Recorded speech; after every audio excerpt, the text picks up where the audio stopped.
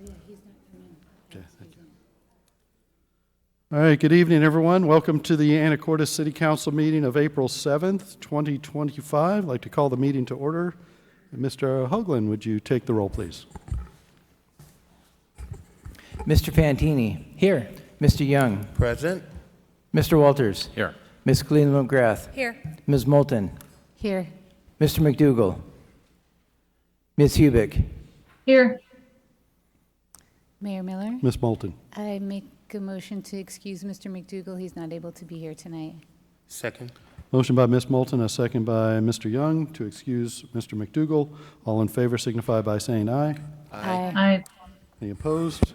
Okay, motion carries. Would you please join me in the Pledge of Allegiance?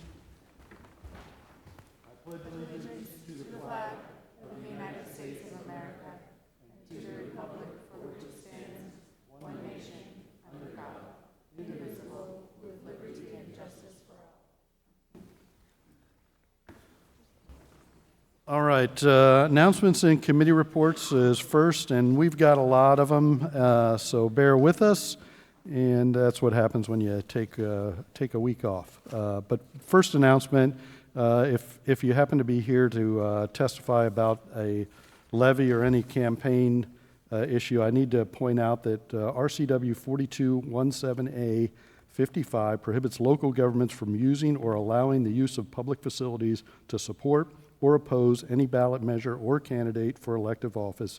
These rules apply to all governments, including cities, towns, counties, fire protection districts, public hospital districts, school districts, and all other agencies types, and there can be significant penalties for violations. So if you're here to use your public comment time to support or oppose any levies or candidates, I will not be entertaining that. So appreciate your cooperation there, because we can be subject to fines as the city. All right, next one is discharge of firearms. I'd like to remind our fellow citizens it is unlawful in the city of Anacortes to aim any firearm, whether loaded or not, toward any human being, or willfully discharge any firearm, or willfully discharge any air gun, bow and arrow, slingshot, or like weapon in any place where persons or property might be unreasonably endangered thereby, whether or not injury or damage results, subject to a 90 days in jail and a $1,000 fine. So please follow that one. And I know there's been some comments about West End Park. I just signed a contract, I think a week before last, to get the design going. So I know there's been some interest there. 4th of July parade, it's that time, starting with Grand Marshal nominations, now open now through June 15th. Online or hard copies at the Senior Center. Online you can do it, or drop off hard copies at Senior Center. Also, it's the 4th of July float applications are also now open, and those are available online. This Friday is Egg Dash, very popular Egg Dash at Storvik Park. The fastest 2 minutes in sports. No, it's faster than 2 minutes, but it starts at 6 p.m., so be there promptly. As it goes quickly, and that's the 11th, this Friday, and this event is for kids 12 and under. Residential Cleanup Day, a very popular event hosted by our Public Works up at the Ops facility, and that's coming up April 19th, so good heads up there, 9 to 12, and it's open to customers who live within the city limits, and will verify your residence. Accepted household garbage, furniture, yard waste. Not accepted televisions, propane tanks, tires, large vehicle parts, hazardous waste, large construction or demolition waste. Appliances will be accepted with a fee. WT Preston and Maritime Heritage Center is now open on spring hours. That's Saturday and Sunday. Saturday 10 to 4, Sunday 11 to 4, and that's through May. And then they open up, or the Maritime Heritage Center is 10 to 4 and Sunday 11 to 4. I said that. And that's Preston and the Maritime Heritage Center, and those will both be open 6 days a week starting in June. All right, almost finished for my announcements. Had a North Star leadership meeting, which I don't usually report on, because if I reported on every North Star meeting, we'd be here for hours. But for council, just aware that discussion focused a lot around the opioid fund settlement agreement, and I know we heard a presentation from staff at the county, so that's something to think about as hopefully you'll be able to participate in the North Star convening. I think it's 6th of June. So I think those are all of my announcements. And I will turn it over, I'm sorry, so we're on to Food Waste Prevention Week. So I'll read a proclamation real quick.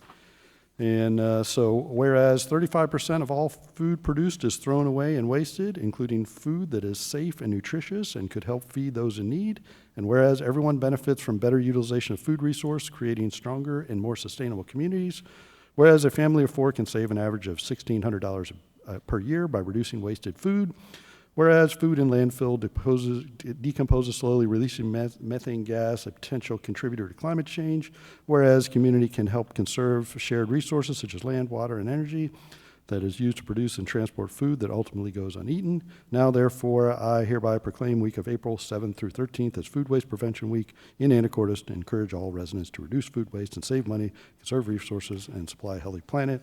Signed, 7 April. Matt Miller. All right, that's we're through 3A. Now we're 3B. Fiber Committee. Mayor Miller. Mr. Walters. The Fiber Committee met 2 weeks ago. It was actually only myself who attended, but we have a couple of updates, some of which are going to be covered later on in this agenda by Ms. Shu. We won't steal her thunder, but we do have a new service area map on our website, which I think a lot of people in a lot of parts of town are going to be excited to look at. Importantly, the OLT at the ops building is almost done. Maybe it is done in the interim between when we had this meeting and today's meeting, but that's critical for deploying fiber to the newly expanded service area in the south of the city. We also have a couple of ad hoc projects that are now coming online, including 2 strands of dark fiber for Island Hospital's new orthopedic service and at Trident. And so that provides us some significant, certainly not insignificant monthly revenue to help support the service. One important thing is that Summit X, our contractor for the earthwork, the digging to deploy fiber, is almost a year ahead of schedule. So they are going to circle back to continue their work on fiber after they do another project, because we now need to follow up behind them to deploy the fiber. With your permission, I'll move into the IT committee, because that's okay. Next. I was also the only one at the IT committee. So we went over results of an audit that the city had done, performed by the state auditor's office, like one that we had done a couple of years ago that some of you may remember. The audit found that our IT deployment in our SCADA system, which is the supervisory control and data acquisition system, basically the system that runs the pipes and pumps for wastewater plant, water treatment plant, those systems had some significant strengths, including their backup connectivity with cellular modem. That's not their primary mode of connectivity, but the backup is really a great thing to have, according to the audit. Staff indicated, though, that we are going to need to be replacing that tech pretty soon, because those cellular modems are at end of life and are on a cellular technology that is going to be going away. Other strengths are that both plants can go into manual mode, and that our SCADA networks are segmented with firewall policy, and that we use multi-factor authentication on the SCADA network. So lots of good strengths. The flaws in the system are not ones that I am going to recite publicly here. But I heard that synopsis of them, and my opinion is not entirely uninformed. My family has a tech background.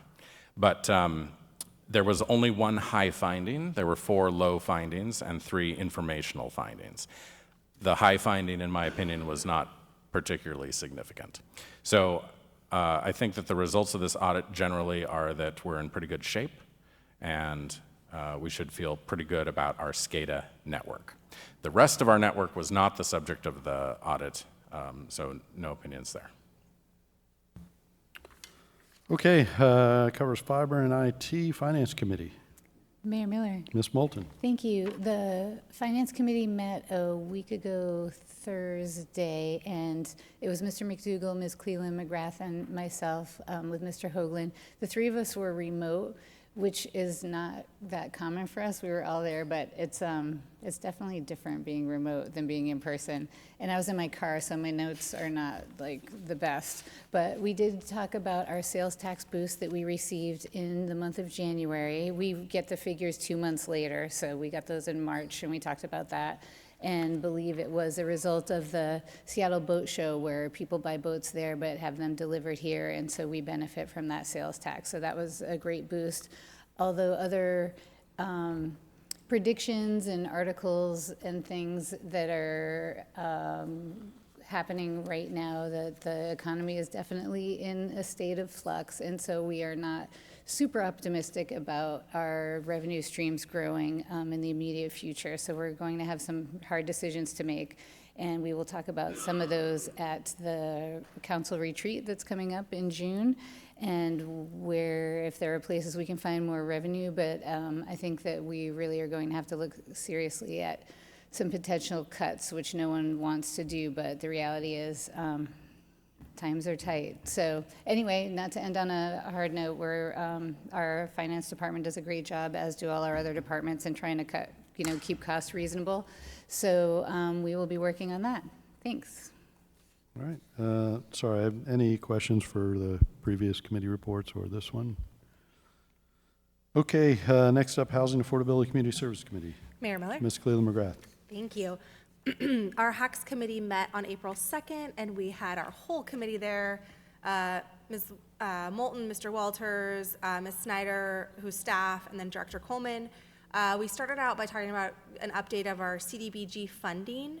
So that's our community development block grants. We've done a really fantastic job, staff has, about spending down all of our funds that had kind of accumulated over the last number of years. We have about 4 or 5 years to use funds.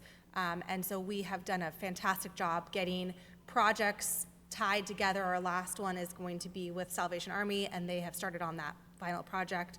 And so at that point, we are good to go. As we know, we've had a presentation about this next year's funding proposal. I think we're having another public comment period and presentation to council this next month.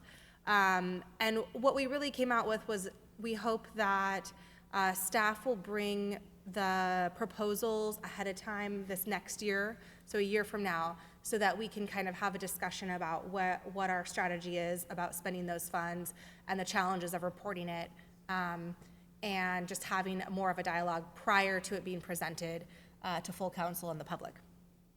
Our next topic we discussed was the fact that we've got a great the Able Housing Group that is working towards securing grant funding, and they have requested that the city possibly present a letter of support in their application. So I think that is something that should come forward in the next couple of weeks. The grant application deadline, I believe, is April 24th or 25th. So hopefully council will be agreeable to see that come forward. We know that when we have different stakeholders in the community being willing to put their name and a letter of support with the application, it holds a little bit more weight. The other one that has been discussed is the Housing Authority. The county has identified .09 funds specifically for workforce housing. We've got a project that was on our 0.1% housing bill or levy that we had passed a number of years ago.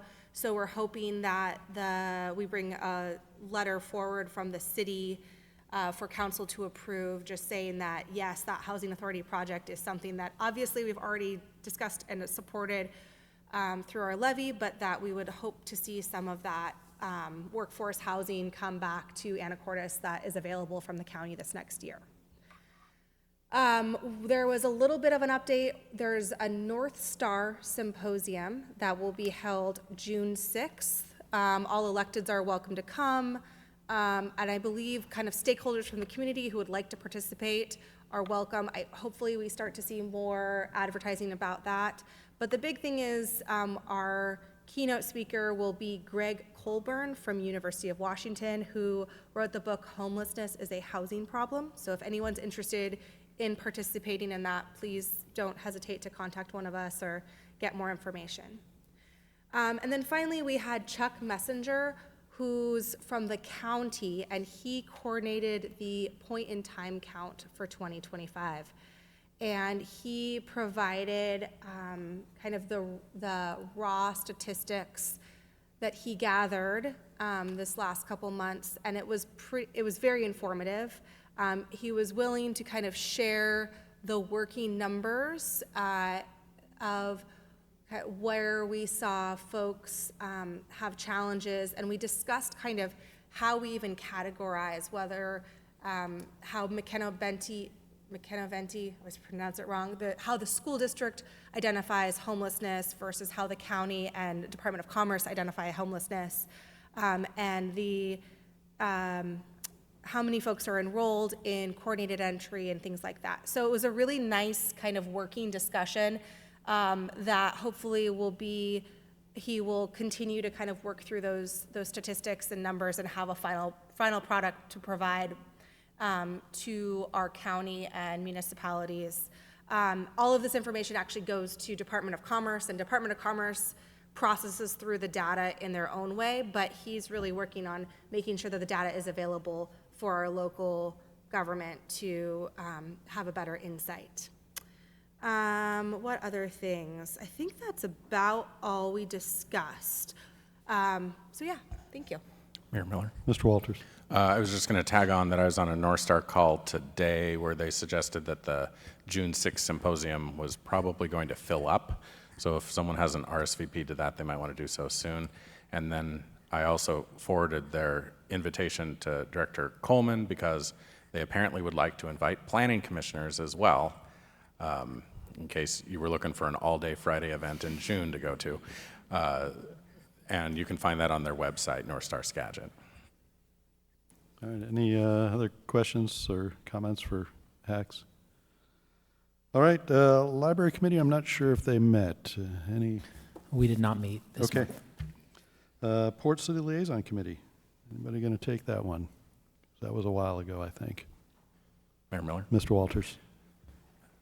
Yes, that one also was the first week of April. We met here at the city. We talked about the 4 permits that the port needs to pursue in order to finalize their West Basin project, and we really talked not substance but timing. And then we continued to talk timing about the joint Port City Event Center facility. And as far as I know, we are still waiting for comments from outside counsel on our side for review of the draft interlocal agreements. But assuming those are forthcoming and we can work through them, we were looking at maybe towards the end of this month or later, but maybe not too much later, to get those in front of council and the Port Commission for approval. And then we talked about the heavy haul route. There have been 3 major heavy hauls recently. A 4th was going to be that Thursday, I think, and there are to be a total of 5. It has been a pretty good example of cooperation between the port and the city on clearing the street, changing the code, facilitating the process to make that heavy haul happen. So far it has been a success story, and looking forward to more of those in the future. Any questions there? I meant to mention the heavy haul, but thanks for covering that because I appreciate council's quick action on that and helps the port get their business moving. So, all right, and then Public Safety Committee. Mayor Miller? Ms. Cleland McGrath. Thank you. On April 1st, we had our Public Safety Committee meeting.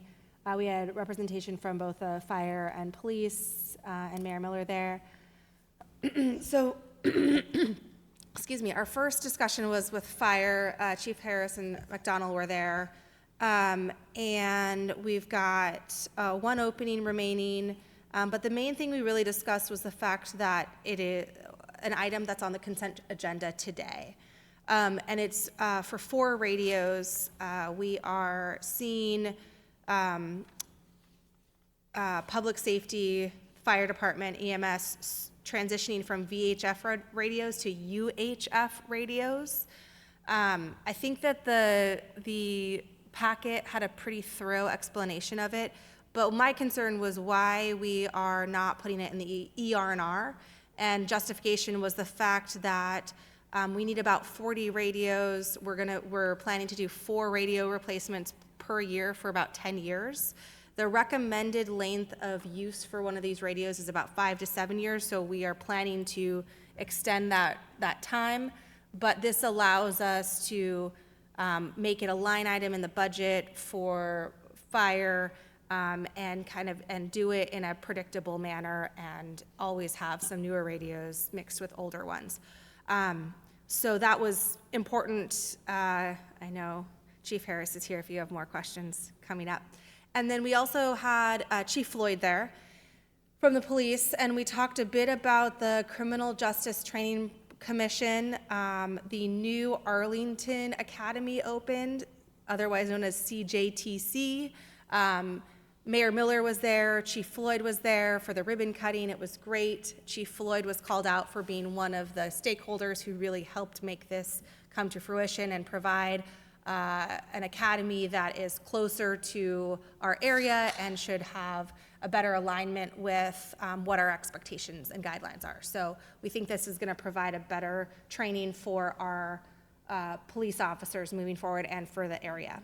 So that's great.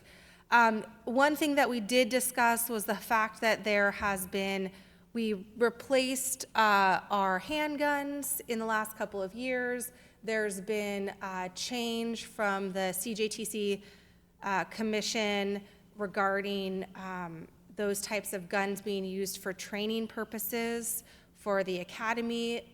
Chief Floyd is working through that process with WCIA for insurance purposes, but also understanding how we are going to get new recruits through the academy. At this point, which has just happened, the academy is not allowing new recruits to use the guns we had chosen over the last couple of years, so they are going to have a different handgun for the academy.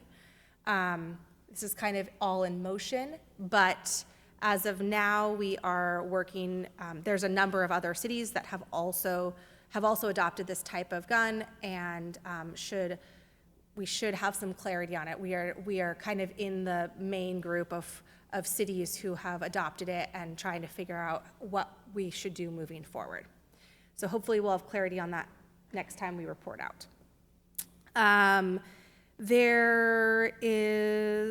We talked a little bit about the council retreat. I think it's been mentioned that our tasers are past their prime and will no longer be supported in the next year or so. So at our council retreat, I think Chief Floyd is going to discuss the new format or a type of, instead of purchasing tasers, they are now on kind of a lease program, so we're going to discuss that also. And then we had one public comment about, I think Mayor Miller mentioned it, about discharge of a gun regarding a deer in Old Town earlier in the week. So we had some comments on that and had a little bit of a discussion. And that was that. Any questions? Mayor Miller? Mr. Young? Just as a follow-up to the firearm in the deer, can you tell us a little bit more about where we are in that? I personally had a couple of calls about it, and it was just some high concerns about it, and I was just wondering, is it still under investigation and moving forward, or if you're talking about the deer that believe was shot 2 weeks ago in Old Town, yeah, it's still under investigation, and like I said, it's subject to a $1,000 fine and 90 days in jail for discharging of a firearm in the city limits. As far as I don't have the WDFW is investigating as well. Got it. So yeah, it's under investigation. No, I appreciate it. From my understanding that there's more than one deer that has been found, so I really appreciate the follow-up, and thank you. Yep. Personnel Committee. Mayor Miller? Mr. Fantini. Personnel Committee met on Friday, April 4th. We discussed a recruiting update. So we've had one new hire in the month of March for seasonal park maintenance techs. We had 2 exits, one that's going to be staying on as a temp to train their replacement. Some upcoming hires this month, a new municipal broadband employee, as well as a senior GIS coordinator for the planning department who starts today. Additionally, we currently have 9 active job openings, but with the frozen openings, we have 13 positions total that are open, an admin assistant in the water treatment plant, associate planner, automotive mechanic, firefighter, paramedic, the library page, 5 vacancies for police officers, public record support, seasonal wastewater treatment plant maintenance tech, and a seasonal water distribution maintenance tech.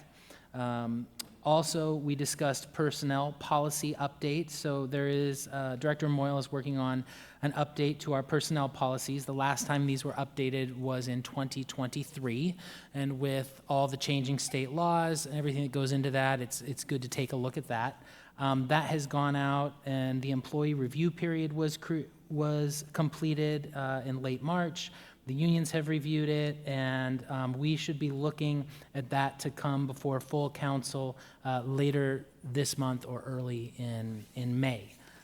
Additionally, for police recruiting, the city is hosting testing for entry-level officers.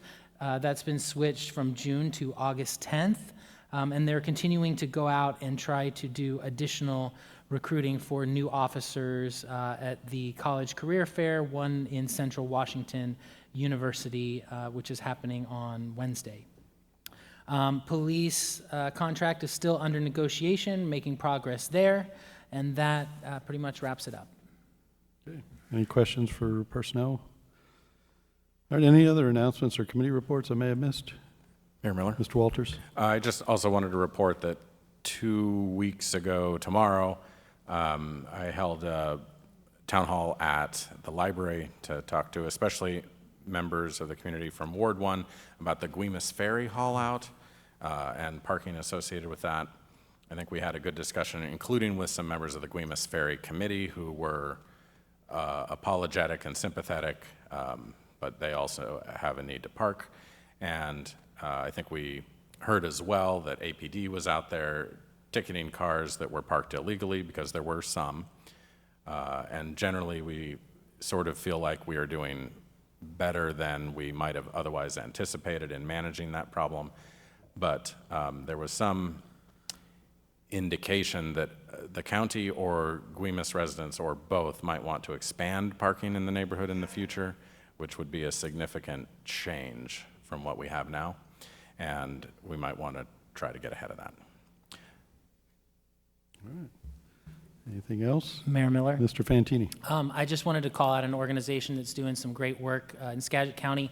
So on Thursday night, I attended the 45th anniversary event for Chinook Enterprises. If you're not familiar with that, Chinook provides employment opportunities for adults with disabilities, matches them with different businesses. They also do some manufacturing, and it was a great kind of retrospective on their 45 years. I even remember at one point in time, my mom, when she had Donatello, we had some folks from Chinook.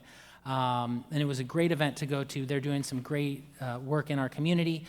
So if anyone out there has a business that is looking for some employment of these individuals, you can go to ChinookEnterprises.org and learn about what opportunities they have to provide there.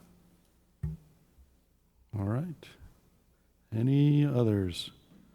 All right, lots of great information. Next up is public comment, item 4. And it's your opportunity to comment on anything that's not on our agenda tonight. And I've got a few folks signed up. So you sign up, you go first. And first up is Susan Stevenson, and the topic is parking on 6th Street. Are you ready? And yep. Yeah, oh, sorry. Yep, come on up to the podium. And then you just have to say your name and the city you live in.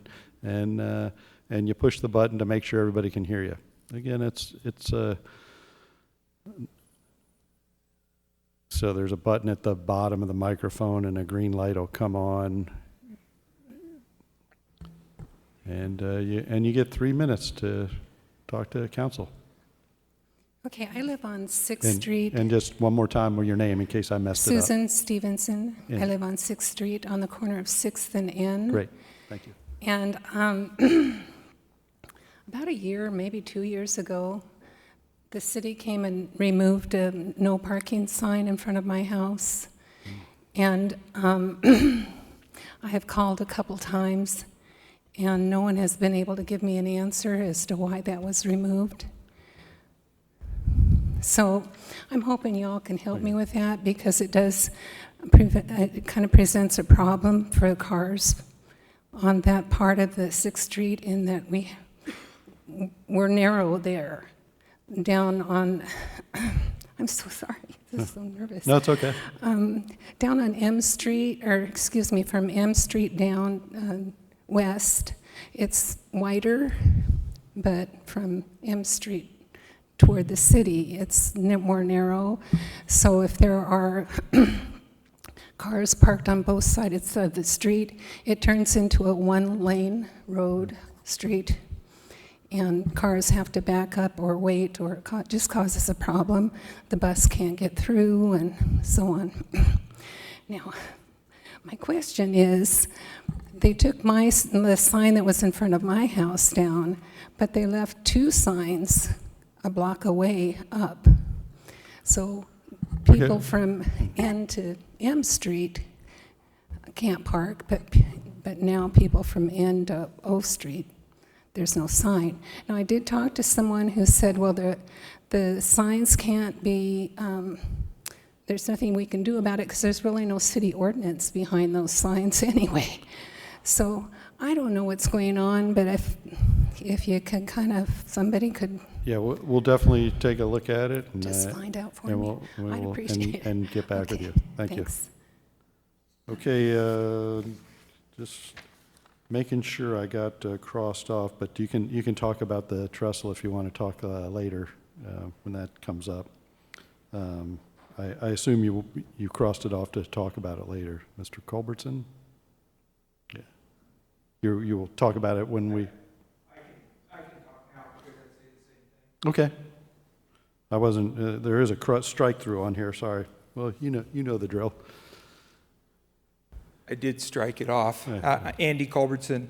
And I was just thinking in my seat after I crossed it off, my thoughts were not so much the trestle, but more along the lines of what makes Anacortes great.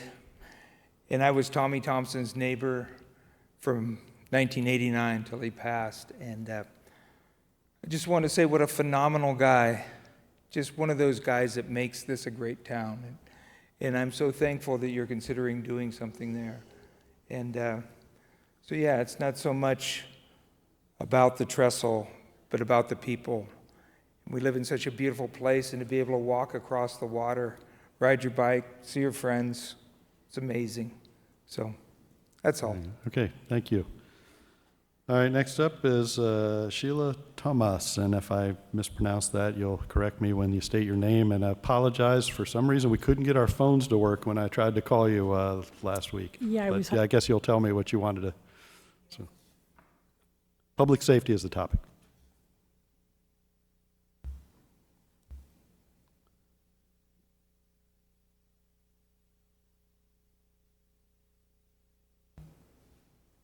Thank you, John. On Monday, March 31st at 8:30 a.m., I was sitting in my parked truck in front of my house on the corner of M and 6th Street, looking down 6th Street east towards downtown, when I heard 2 pop-pops, then noticed a deer jumping off the neighbor's rock wall, land on its feet, run across the street, and collapse on the sidewalk. I realized that the sound I heard was not fireworks, but gunshot. I got out of my truck with my phone, ran down the middle of 6th Street, and called 911. I reported that somebody fired a gun in downtown Anacortes, and a deer was shot. I purposely stood in the middle of the street, facing the property where the deer had leapt from the rock wall, while speaking with the dispatcher. At this time, I saw Patty Pattee walking and yelled to her, and she came to me. Another neighbor came out of her house and stated that she also heard 2 gunshots. The dispatcher gave me instructions to seek safety. I remained in the street with the dispatcher still on the line. The deer died. The Anacortes police arrived shortly. I gave my report to the police. Standing with the officers and pati-pati over the dead deer, the officer said the deer was not shot as there was no blood. They turned the deer over. Again, there was no visible blood. I was confused by this, not knowing anything about ballistics, firearms, deer behavior, or biology. I asked if the deer could have died because of being scared by fireworks, and still in my confusion, asked if it was shocked by an electric fence. Recounting, I did hear 2 pop-pop sounds. I was confused. This didn't make sense. Then one of the police officers donned gloves and looked at the hind quarter of the deer and said there was no blood. This deer was not shot. I was confused by what I had heard and how I saw the deer react. I knelt down beside the deer and used my hands to part the deer's fur, and there we all saw blood and a hole in the deer's side. Realizing that the deer was shot, the police began their investigation and notified Fish and Wildlife. I left the scene. I received a phone message from Fish and Wildlife asking to speak.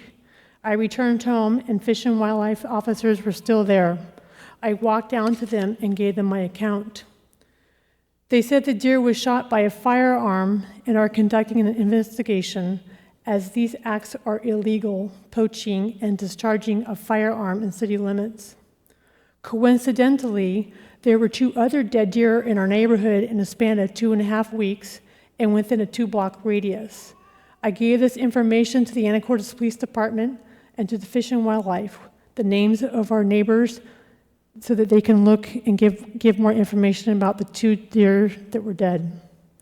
Although I do respect all living creatures, my focus is on firearms being discharged in the city of Anacortes.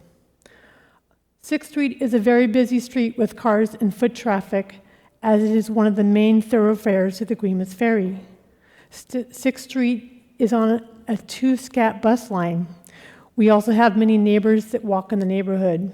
We have a Montessori school a few blocks away. We have an Anacortes School District bus stop on 6th and N. As a matter of fact, a mere 15 minutes prior to the shooting, my 7-year-old neighbor was walking to that bus stop on 6th and N.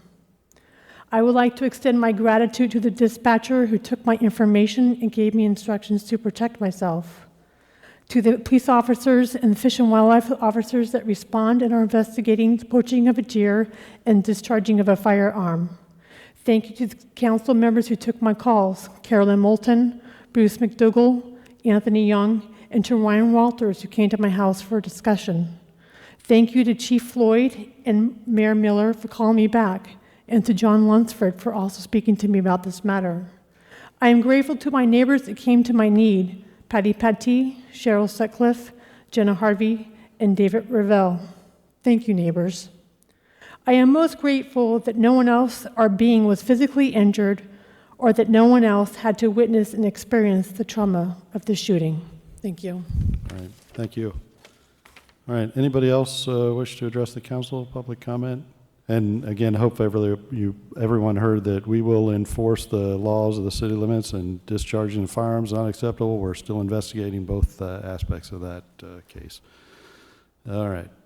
Yes, thank you. My name is Bashi Morris. I live at 1618 7th Street, right smack in the middle of the parking snafu down by the Guimas Ferry. And I'm so sorry that I was not informed by the Guimas Island Ferry Committee, who diligently sends me emails about meetings. I did not know about Mr. Walters' what do you call it, open house or whatever at the library. It would have been helpful. I did attend the recent safety committee meeting less than 2 weeks ago. At that time, I was pleased to be able to find out from Chief Floyd that the county, in their imminent wisdom, used their pervasive data-free analysis in order to provide a parking plan for Old Town 1 week before the ferry was to go down. This is inexcusable, and I think at some point the county needs to be held to some standards about communicating with our city, because this is a 6-week shutdown. It is the 4th shutdown of the year already, or at least outage due to breakage. I lived in that area for almost 30 years, and we tolerate what goes on. We know our neighbors, but we also don't all have curb cuts, driveways. Many of the homes in the 2-block area that I can see from my front door are 30-foot wide lots. They neither have garages. Some of them have to wheel their trash out onto 7th Street rather than through the alley because they have no alley access. So my safety and traffic concerns are that there was no prior communication from the county or either shut down the length or their parking plan. The Anacortes Police Department Officer Nybo was helpful in an informal street chat with neighbors informed by the county 1 week before the shutdown, and that there was no consultation on the county-directed parking plan. Interestingly, they put or designated no parking areas on I Avenue, in an area that has historically and always has parking. For some reason, it was eliminated at a time when it was needed most. Same thing with H Avenue. No parking on H Avenue between 7th and 6th. No reason why. Let's see.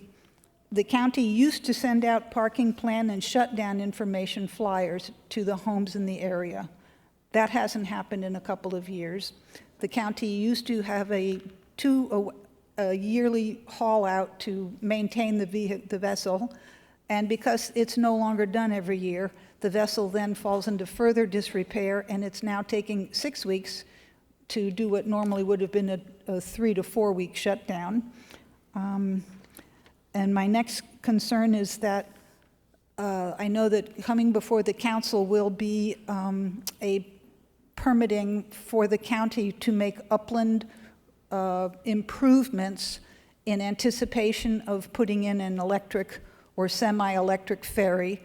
One of the situations going on down there is that there is an illegal parking lot holding about 42 cars. It is down on the level of the entrance to the ferry and going east just behind Anchor Cove Marina.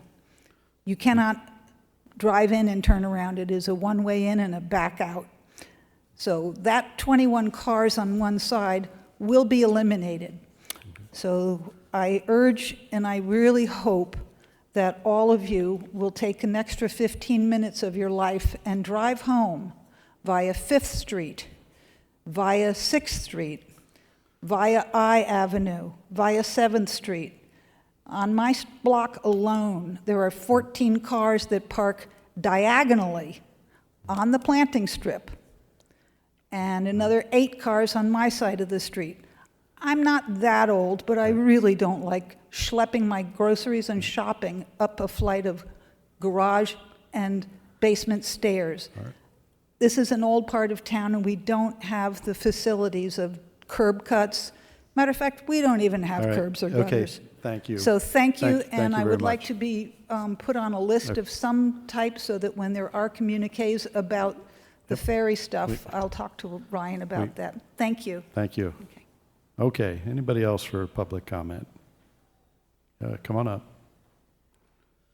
And name and city, please, for the record.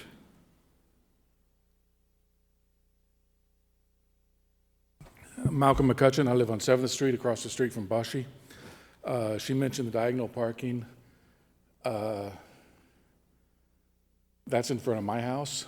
All weekend, I had a 3/4 ton truck parked on my water meter because it's in the grass. On my side of the street, there's probably 18 cars parked in the grass diagonally. And I don't know if that's acceptable in the town or not. But there, like she said, there's no curbs. They cross over a ditch, park in there, and probably a quarter of them are encroaching on the sidewalk. That's just what I'd like to bring up. Okay. I'm worried about the water meters that are in that strip. Thank you, appreciate it. All right, anybody else? Okay, we will move on to our consent agenda. It's a long one. Hopefully the agenda bills will help the council, but items 5A through H, council.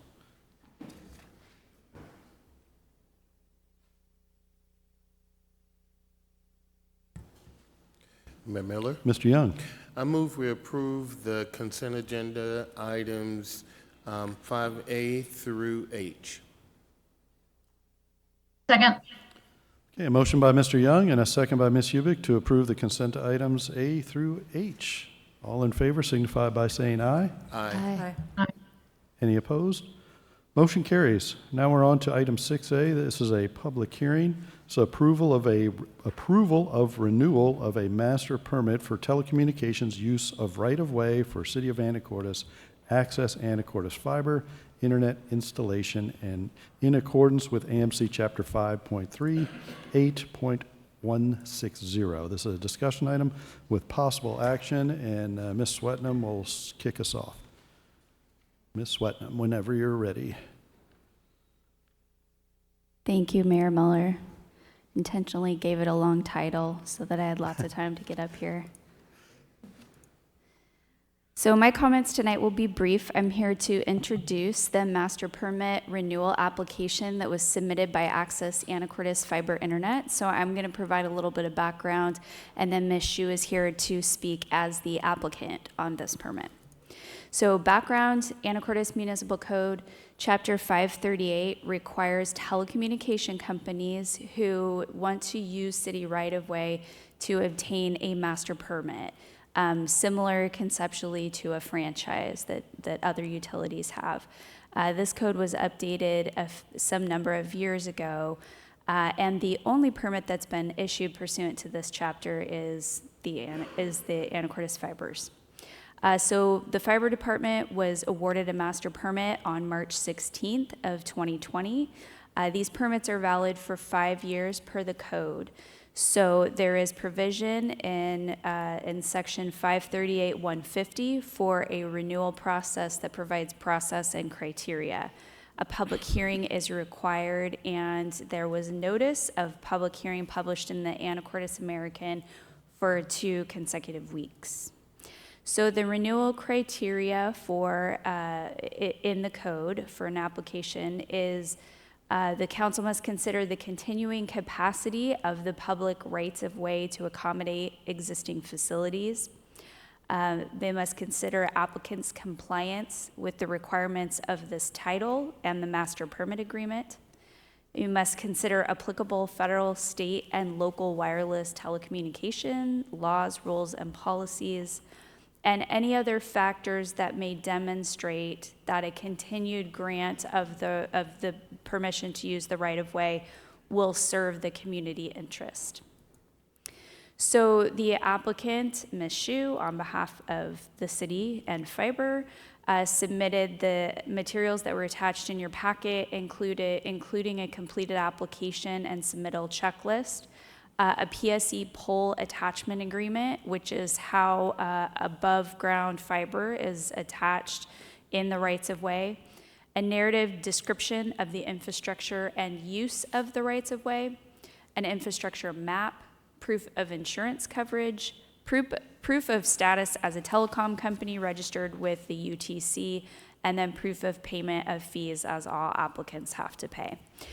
So city staff, including representatives from the planning department, the public works department, and the legal department, have reviewed the application materials submitted and the criteria in the municipal code and other applicable state law. Staff's recommendation is that the master permit be issued and that based on the criteria in the findings of fact, conclusions of law, and decisions that's proposed in your packet. The criteria that was evaluated is the city rights of way have continued capacity for the infrastructure of the fiber build out. Fiber has complied with Title V as well as the previous master permit. The applicant is in compliance with federal, state, and local wireless laws and the continued grant to use rights-of-way will serve the community's interest. So I'm happy to turn it over to Ms. Shu or answer questions about the process if council has them. Okay. Did we receive any written public comment from our? I'm not aware that we received any written public comment, no. Okay. And all right, are we going to hear from the applicant, Ms. Shu? I guess so.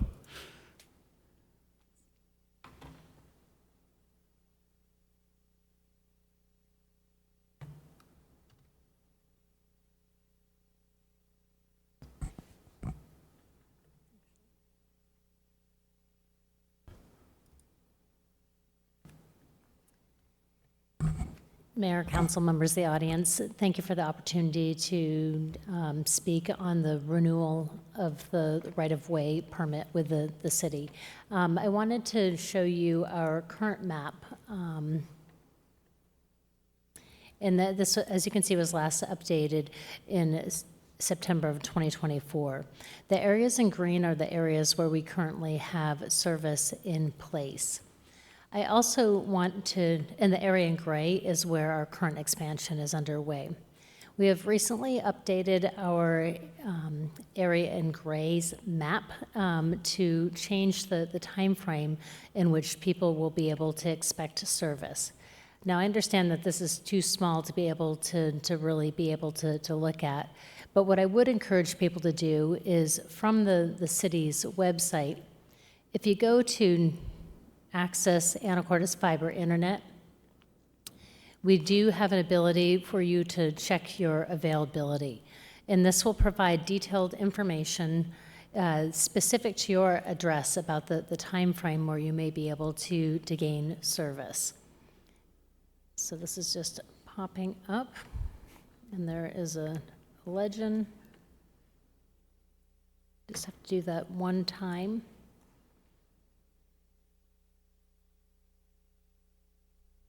And in here, I'm going to, you can actually put in an address that you're trying to look at. So I will put City Hall, 904 6th Street.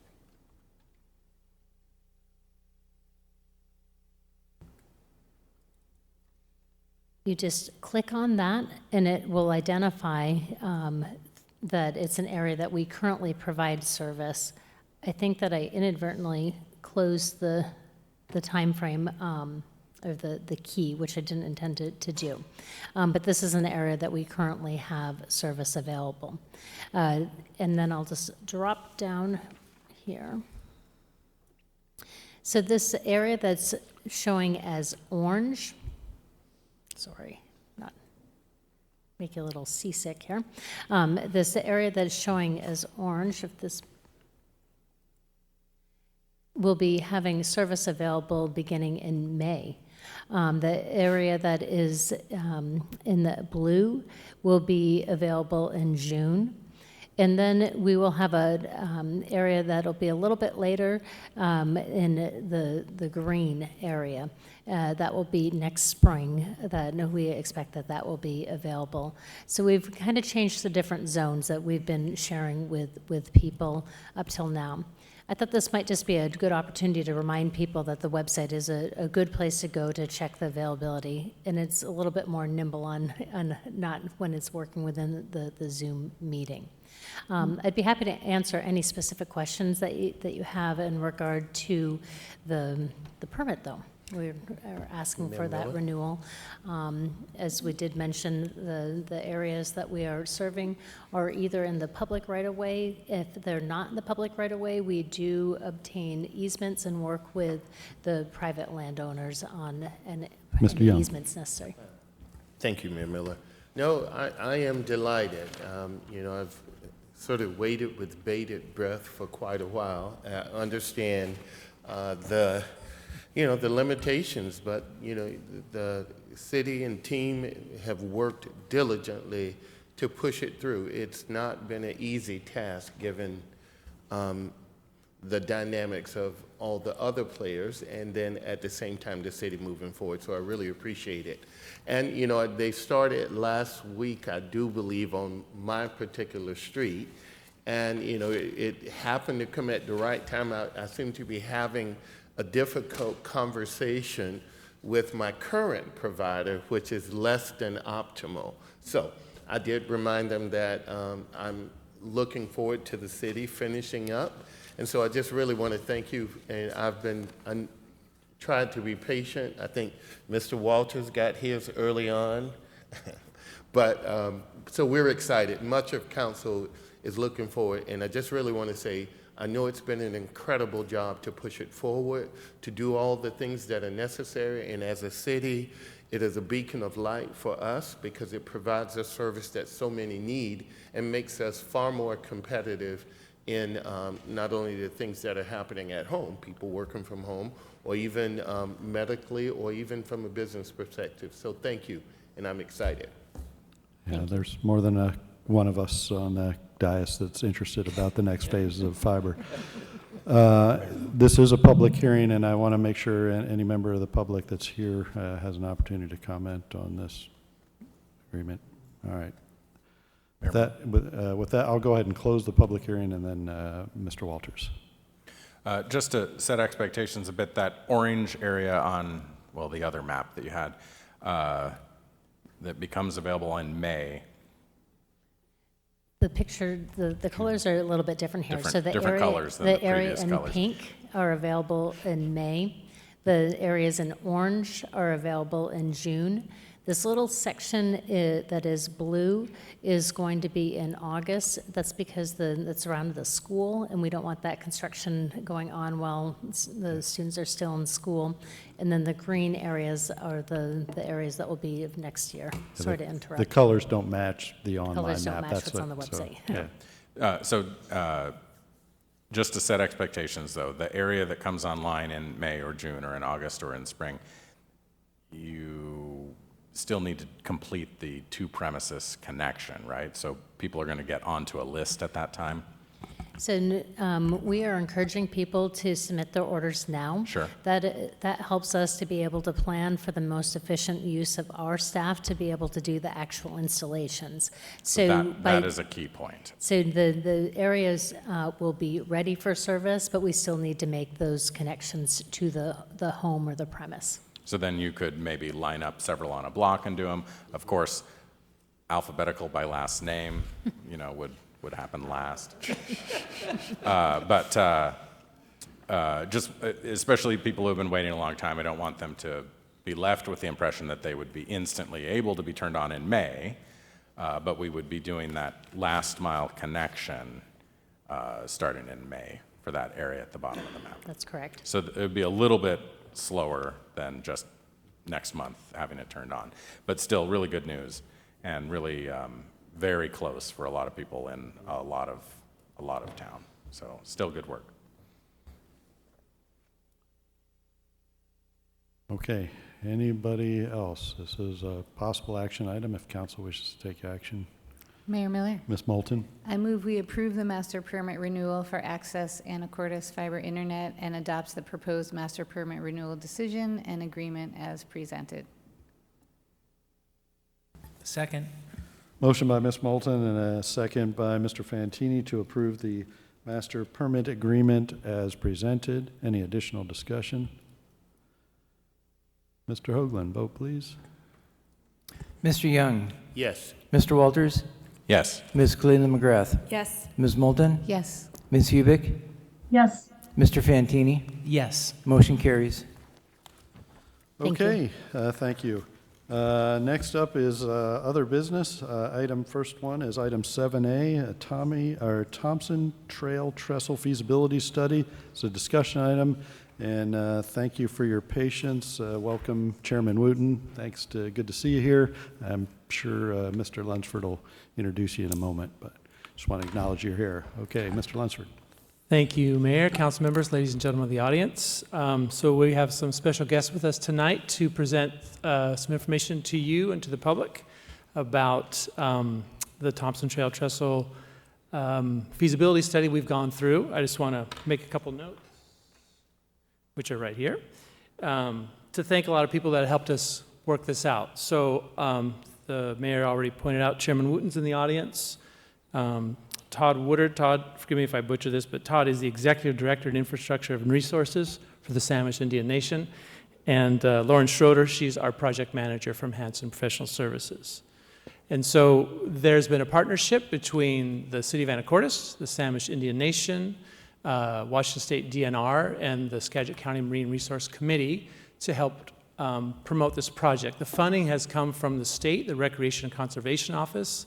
Special thanks to our grant manager, because we got this grant during the middle of COVID, and creating a match wouldn't have happened without the help of the Samish Nation, Congressman Larson's office, and the DNR. So those are the parties that helped to fund this and make this happen for the city. It is quite a project. Projects provide opportunities as well as obstacles. This will provide both of those things for us, but it's very worthwhile. We want to look at this entirely with our eyes open and look at the opportunities it presents. So we got into this through a partnership with the state and the Samish Nation. Roberta Davenport was a big partner in this. She has since retired. We've been working on it that long. But they're going to appoint a new member from the state to help us with this project. So I think that instead of listening to me talk a whole lot more, I think I will make way for the chairman to come up here and say a few words. Well, thank you, John. Yeah. All right, and it will be a very few words. And Mayor Miller, City Council, thank you for having us here. This project has been in the works. I think a lot of people here in the room probably know at least 20 years. We're involved with this because of the pollution from the creosote, and I'm not going to steal any of Todd's thunder either. But I wanted to take this opportunity to thank you guys for partnering up to at least look at the possibility of replacement of this structure. And I think everybody can agree that when it was constructed, no one realized how significant this trestle was going to be to the livelihood of Anacortes, and beyond that, to the Samish Indian Nation as well. Because people come and stay at our RV park and enjoy that, and walk to town, get their groceries. It's just a great attraction for our area. And so we want to preserve it. In order to do that, we've got to replace it. So with that, I will turn it over to Todd Woodard. And Todd, I think you were our technician when we started this all those years ago. Thank you. Thank you. Chairman Wooten, and thank you, members of the council and staff and members of the community. Again, my name is Todd Woodard. I've worked for the Samish Indian Nation for 17 years, and for 16 of those, I've been involved in this project. And I want to talk just a little bit about the why. Is there an advance deal? Okay. So I want to reiterate, our intent is not to just remove this. We want to remove it and replace it because, again, as Chairman Wooten mentioned, we know that not only is this an amazing recreational jewel for the area, it's a commuter way. I mean, it's amazing how many folks ride their bikes out to work at the refineries and come home in the evening to be there with their families. And so we recognize the importance of this, and it's never been about replacing it or removing it and not replacing it. But why? The current structure that's over the water is held up by more than 1,600 creosote pilings, which have spent all their time since it was a railroad leaching into the soils underneath. And creosote is an amazing wood preservative. It's also made up of tens of carcinogenic compounds and things that are just not great for the environment. So now that we know a little bit better with best available science, we know that there's impacts here, especially to little critters that live in the mud and then move on up through the food chain. So that's one of the major whys. Another piece is that there's a real disruption between the natural flow between the southern end of Fidalgo Bay and the area north of the trestle. There are so many pilings in there, and the standard mode of operations was if you needed to replace them, you just drove intermediate pilings in between the other two sets. And so there's lots of stubbed pilings. And it really changes the interaction between the inner and the outer bay. And the inner bay is starting to fill in. And we're losing some of the sediment that feeds weaverling spit and promotes all the clam resources that are important first foods to Samish folks and recreational clammers alike. And so we want to do something that's going to provide that much more, restore that natural movement between the bays. The other piece is we are seeing, of course, much more frequent severe storm events. Oftentimes, especially when we get those storm events from our neighbors in the north, we've had overtopping of this bridge at least 3 times since I've started here, and close several others. The city has had to come out and repair the causeway section, which we also want to roll back. And so with sea level rise and that increased storm regimen, we don't think this is going to survive, indefinitely into the future. It's going to come down. We'd rather do that in a controlled method. And finally, to put it brutally honestly, creosote and the Trex decking are really, really flammable. And we've seen this twice. And so by replacing it with widely spaced concrete or steel, we can try and prevent those types of incidents from happening. And the first time the fire was far more extensive and the tide was such, we picked up all of that debris on Samish tidelands. And so we had, dumpsters and ecology crews out cleaning that up. The second time we were lucky and it was far less damage, there was far less debris, so we didn't have that kind of incident. But our interest is to provide something a little more safe.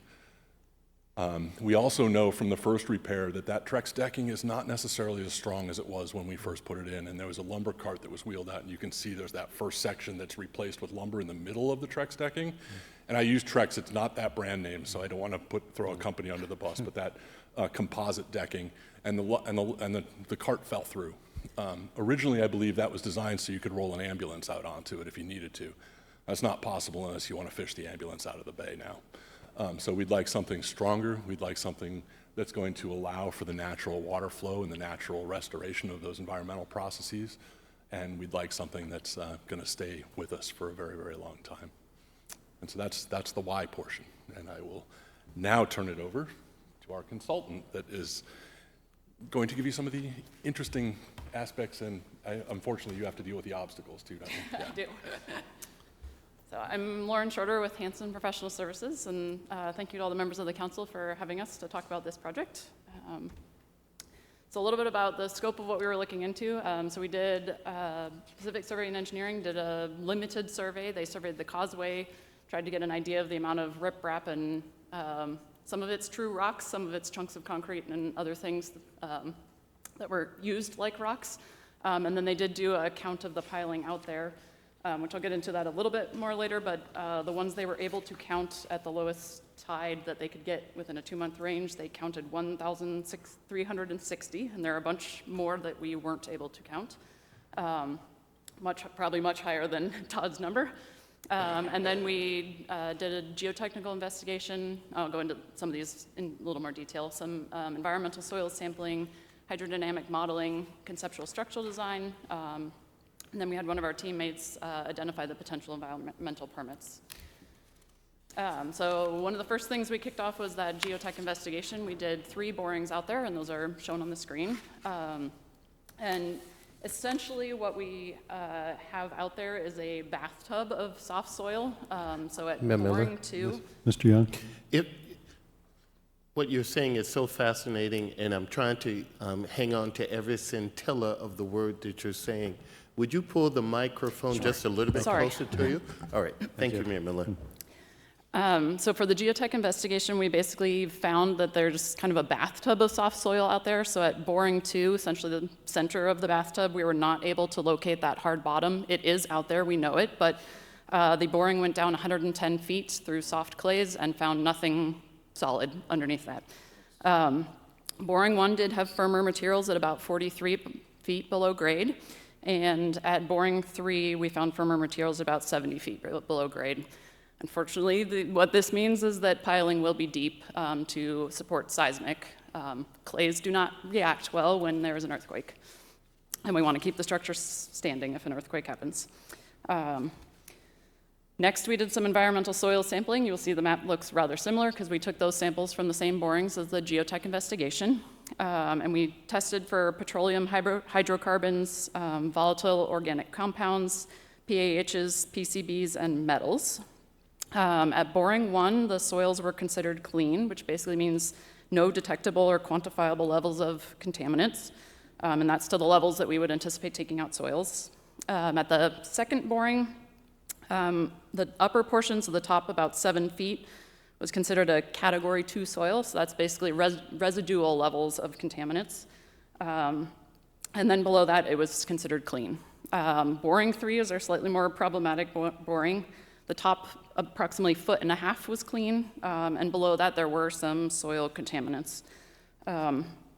There are soils defined by the Washington Administrative Code as dangerous waste. We did not find any of those anywhere in the project based on these limited samples. So that's good news. Then one of our partners, Blue Coast, looked into some of the hydrodynamic modeling evaluation. They looked at water levels and water levels over time. So they looked essentially out to year 2100, about 75 years from now, in terms of what sea level rise might look like. They took a look at tidal velocities and how that might change as we're taking out the causeway and changing the trestle. And then they looked at the cumulative discharge of water, so how much total water is coming into the bay and how much total water is leaving the bay. And then I will get into a little bit more in terms of how we factor that into our structural design in just a minute. The other thing that they took a look at was the primary channel location. And based on this map, so the dotted kind of red line going around there, that is the channel that they found from a historical image from 1887. And then you will see the kind of darker blue swath going through there with a solid line around it. And that is the current channel. So actually the channel has not moved a lot in over 100 years. And to be honest, that's probably good news because it makes it easier to design a new structure because we know where the channel is most likely to end up. And then we'll get into the bridge location. So this is what we have out there now with our causeway and the trestle. And we looked at, I think everyone's base assumption was that the new structure would go in exactly the same location as the existing. We also took a look at offsetting that. This is where it is right now. That is one potential option. The challenge is that the closure is a lot longer because as you're tearing stuff out and putting stuff in, no one can be on that structure. Our preferred alignment is actually to go slightly to the north with the hope that if we can make it through permitting with this alignment, it would allow a portion of the trail to stay open much longer as new stuff is being installed, and there'd be a shorter window when we're reaching over to take things out that it would not be safe for the public to be out there on the trail. A southern alignment was also considered, but it ends up having almost a similar closure to an in-align, basically leaving it where it is right now, so not recommended. The other option that could be considered, it wasn't considered in terms of our costs and our structure that we designed, but where that yellow line is, there has been some suggestion that maybe to save costs and still get a lot of tidal circulation, we could cut off, leave the causeway to that yellow line and start the bridge there. So a little bit into our structural design. Mr. Walters. Did we evaluate the environmental benefits or costs of removing the causeway just up to that line versus removing the entire causeway? No. I don't know, we don't know the full extent of where, we didn't excavate into that area, and we don't know if there are piling in that area, so that would need to be we have limited data on that small portion of the So we don't have data on which to base a determination as to whether we should do the whole causeway or just the section to the east? Sure. Councilman Walters, Todd Woodard again. We did do an early feasibility study with a company named Rodolphi out of Seattle, and they looked at looking at things like just punching holes in the causeway, rolling it back to even with the Weaverling Spit where that yellow line was, and rolling it all the way back. And that study sort of said, hey, for bang for your buck as far as gain versus cost, maybe that last section, isn't worth the amount of money to do that, or as an option. So it did not seem to affect. Once you got beyond Weaverling Spit, it did not affect the current velocities that they were finding. Now, certainly we could make the argument that having the entire bay connected naturally is going to be a plus, but it is a significant cost for every foot of that causeway we have to roll back. So there is some prior evidence saying that that could be a viable stopping point at the end of the spit. Okay. Thank you. So for our structure design, we were looking at a 75-year structure life, service life, in line with FHWA and WashDOT guidance. For the structure width, our assumption was 16-foot total structure width. So that's the 12-foot trail that's kind of on the embankment on either side, well, to the west, and then 2-foot shoulders. And it's typical to bring the shoulders onto the bridge and pave them as well, or have some sort of deck. And then the bridge was designed to accommodate a utility terrain vehicle, or UTV. We did initially look at, does it need to take a fire engine or an ambulance or something extremely heavy? And the fire department and emergency services are already prepared to deploy smaller vehicles onto trails. And so the added cost was deemed not necessary. And then, as Todd alluded to and others, the new structure desired to be higher than it is now.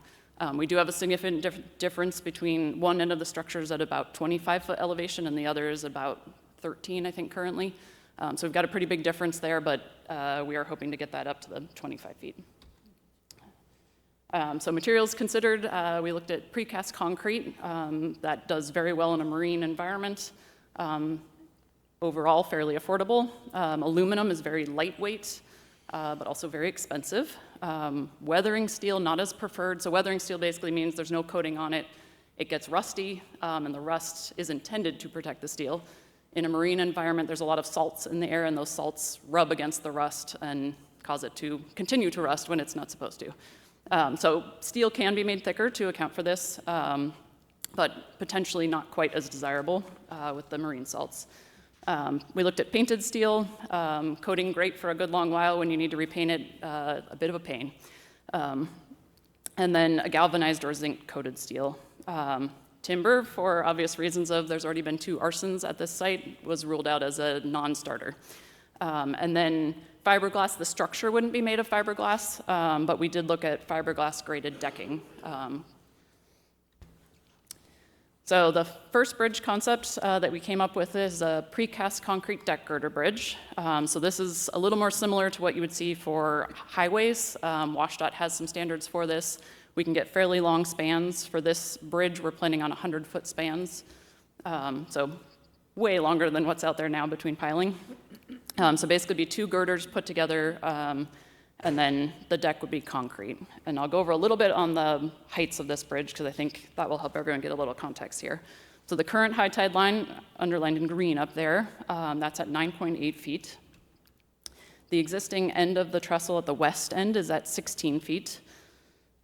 And then the existing top of deck elevation at the east end of the trestle is at 25 feet. So that's kind of the big elevation difference. The causeway does go a little bit lower. And then for our proposed, the year 2100 highest astronomical tide, considering sea level rise, was at 12.1 feet. And we're hoping to keep most of the deck up at 25 feet. So it would stay out of that wave action is the hope. Mayor Miller? Mr. Walters.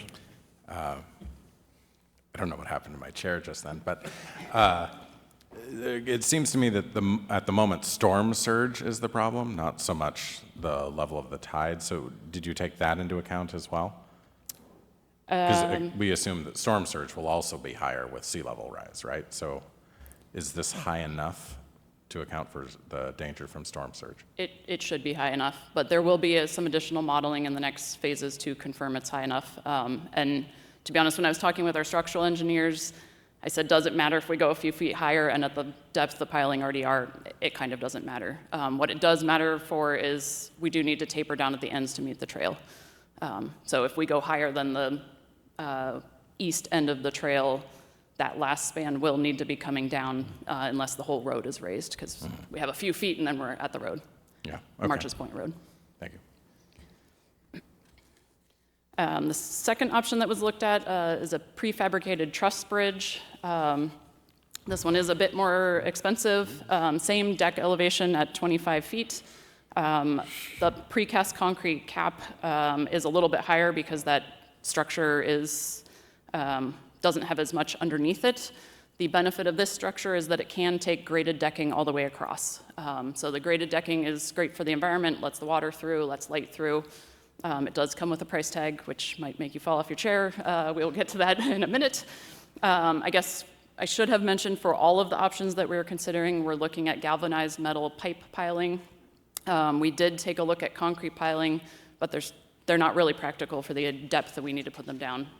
Bringing in concrete piling and then trying to attach them together when they need to be longer is not easy. And then for all the options that we looked at, we're also looking at a precast concrete cap.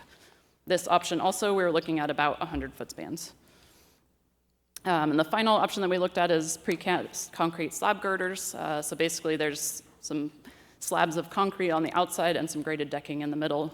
We didn't move forward with this option. It doesn't provide nearly as much light as the truss, and it isn't as cheap as the other concrete option, so it's sort of in the middle. So we went forward with 2 options to take a look at it. So to give you a little bit more idea, because it's very engineering-y and something a little more visual and palatable to the eyes. So here's our existing condition. And this is what it would look like if there were a concrete girder bridge alternative. I realize it's fairly far out, so we'll take a zoom in and one more zoom in from there. So this is what the trail potentially could look like with the precast concrete deck girders, that concrete cap, and the galvanized steel piles underneath it. And then if we go to the truss bridge alternative, this is what it could look like. And again, we'll zoom in and get a little closer. So we'd have that fiberglass graded deck, the prefabricated truss, and then the same precast concrete cap and galvanized steel pipe piles. So this is where you might fall off your trail. So the opinion of probable construction cost for our concrete girder alternative is $62 million. And for the truss alternative, it is $102 million. And a good portion of that $102 million is literally that deck. The deck is great, but it is very expensive. So what does that cost include? It includes some oyster and eelgrass protection and relocation efforts, removing the causeway soils. There would be additional soil testing at that time and disposal. To be conservative at this time with some unknowns and lots of potential pile with contaminants, the pile could contaminate the soil. So we have assumed a Subtitle D landfill, which will accept creosote contaminated soils. And then removal of all the creosote piling, both the trestle and buried within the causeway. So as I mentioned, we counted 1,360 piling based on our estimations and pile that we think are below the water line at the time of our survey. There could be an additional 2,300 piling that need to be removed. So a significant amount of piling.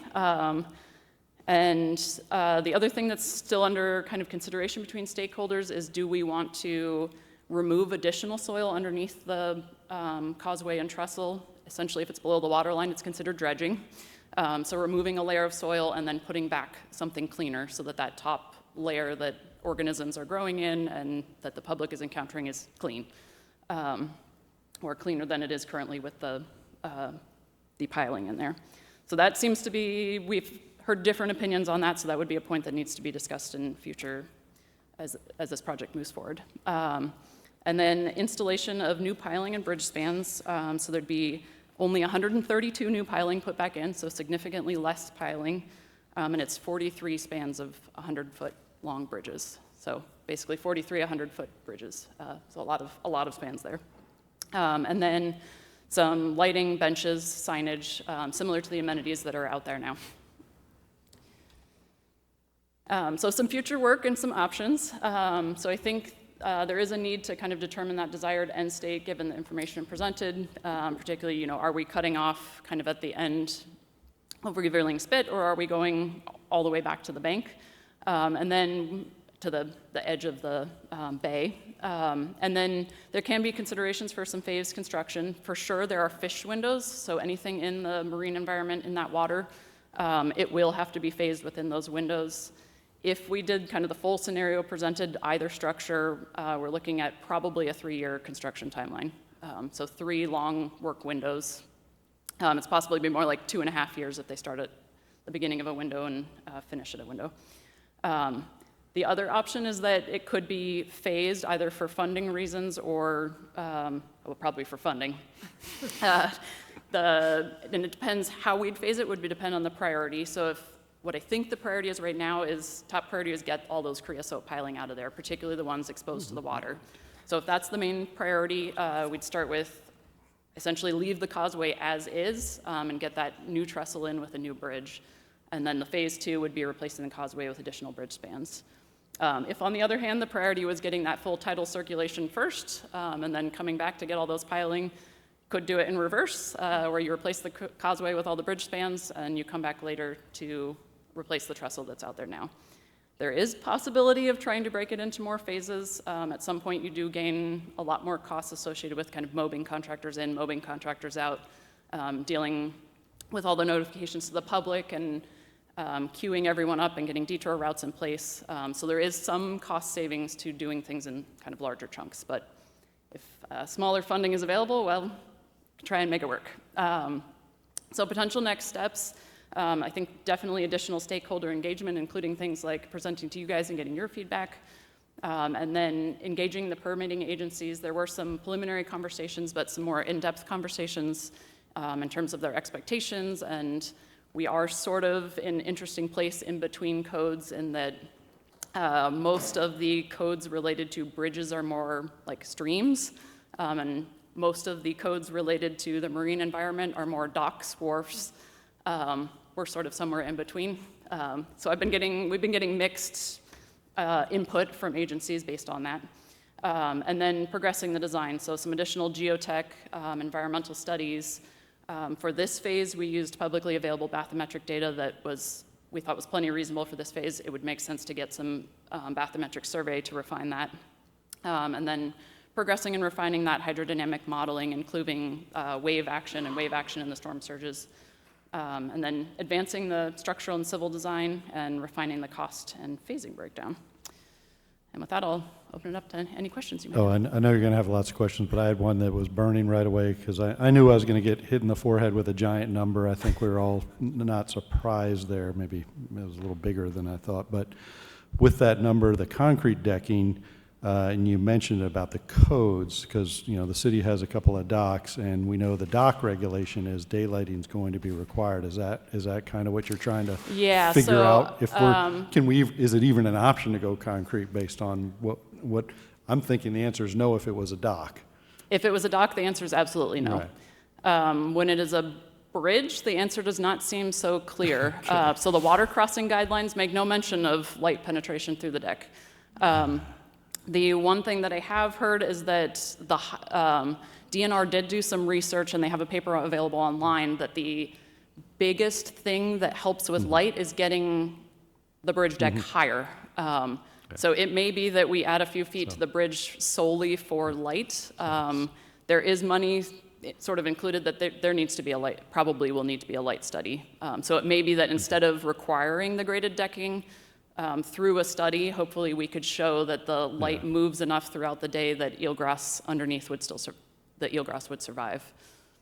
But yes, that is one of the gray areas on the permitting is that it's in all the dock, wharves and pier definitions that the graded decking is required. And again, since I know council's burning to ask questions, but I'll go to the public if there's anyone who wants to comment first.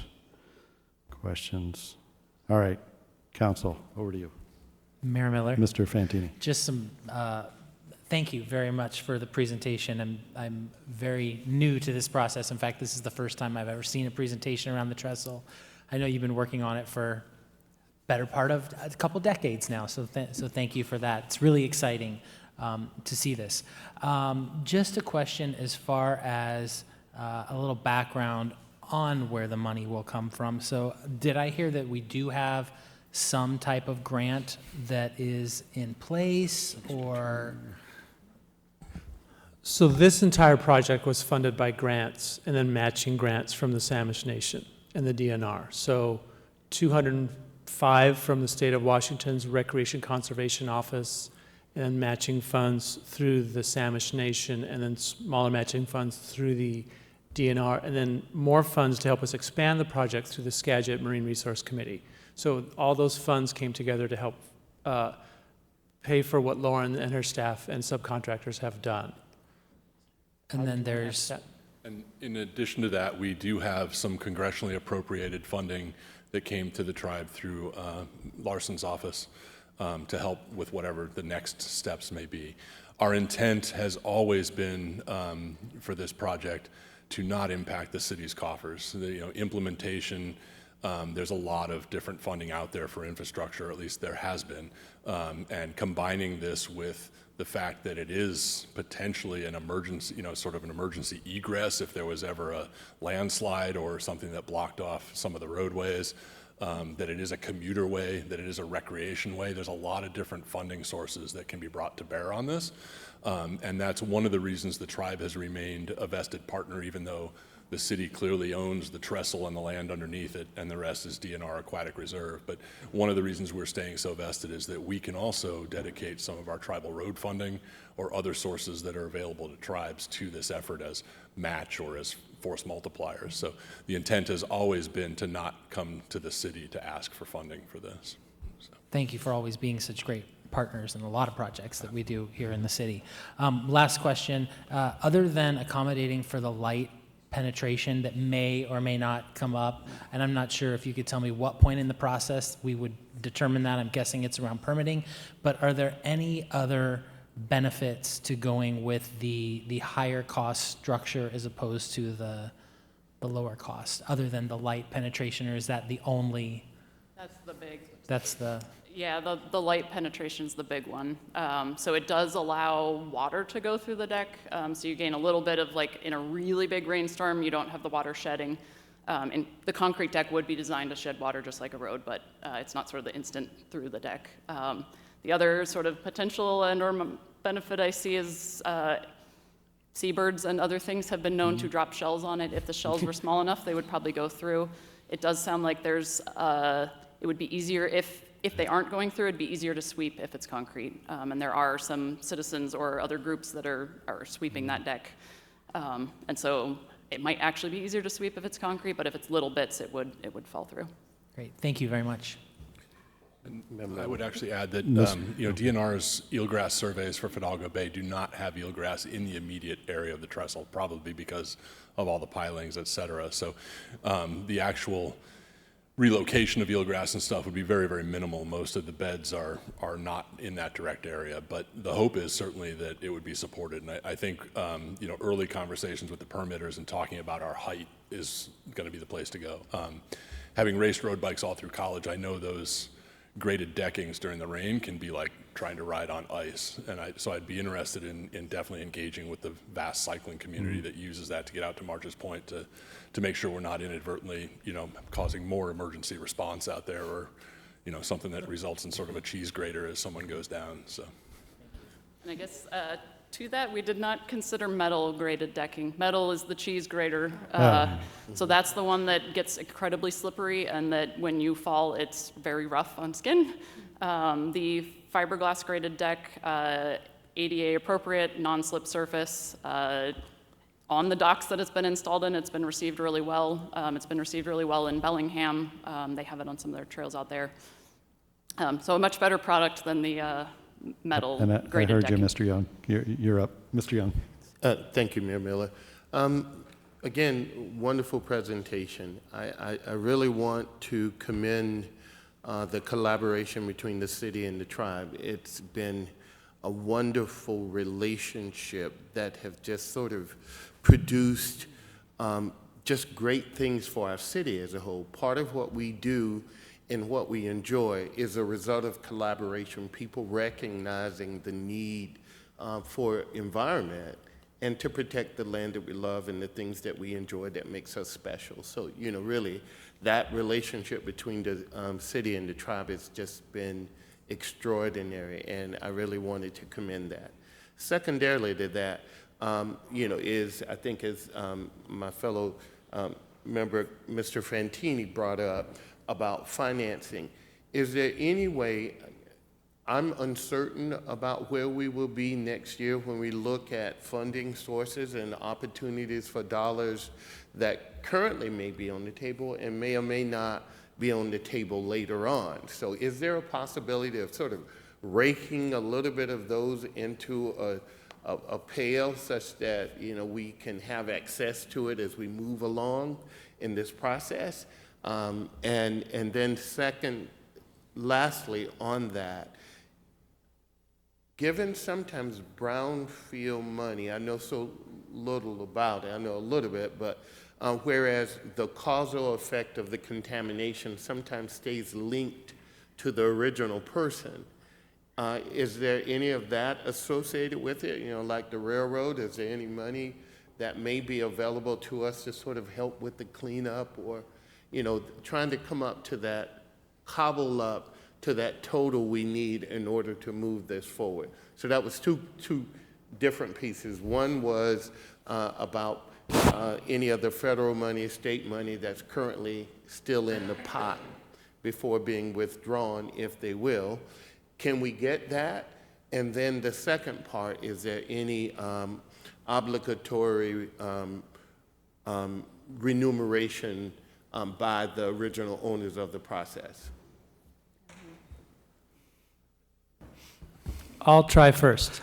So I think that the partnership needs to kind of reconvene. So this is a feasibility study. So to come to City Council and to Tribal Council and to our partners at the DNR and the MRC, and to say, acknowledge where we're at, what we've learned, and then talk about next steps. So Ms. Schroeder's team gave us 15% drawings and analysis. So we would, to continue going, we'd have to identify what we wanted to do, get your buy-off on where we wanted to go as grant applications, et cetera, and talk to Chairman Wooten and see where the Samish Nation would like to go.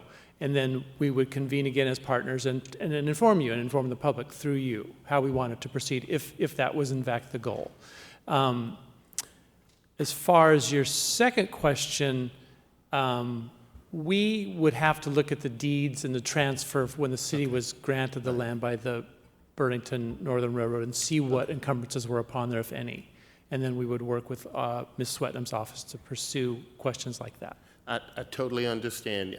You know, I've got the cart ahead of the horse. This piece is really the initial steps to see where we want to go, and that's what this really is all about. Thank you. You've answered my question. You gonna follow up on that one? Go ahead. Yeah, just real quick. I think, you know, our hopes would be that we can get a project that's close to shovel ready. And knowing that, you know, funding is unsure, we don't know how things are going to change, but if we're sort of at that close to shovel ready phase, we can take advantage of funding that's available. There's a lot of times on those infrastructure projects, as you well know, it's like, we've got all this money, but you got to be shovel ready. So our hope would be to get to a point where we're imminent to that without committing to the actual construction until we know we can have all the funding in line.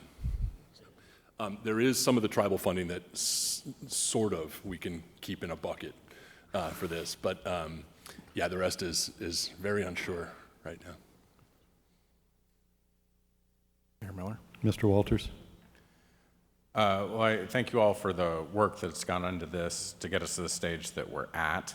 I found the 300-page report that Mr. Lunsford sent to us even better than the presentation, especially the cost breakdown, because, you know, frequently this project, which I've been involved with for the last dozen years, so still outpaced by most of the other people in the front row here, we have frequently characterized this project as, well, wouldn't it be nice if we could remove the creosote and replace the trestle? I anticipate that there is some regulatory risk that we could be forced to remove the creosote at some point in the future. Probably not in the 2020s, but also I don't see us doing this project in the 2020s, but maybe in the 2030s or in the 2040s. And the cost is only going to get higher.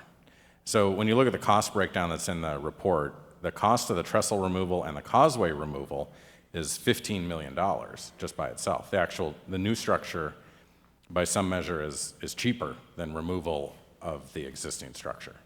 So it sure strikes me that it behooves the city to figure out who would like to pay for this for us, since the cost of the cheaper non-diamond encrusted option is still 3 times our total general revenue in a year.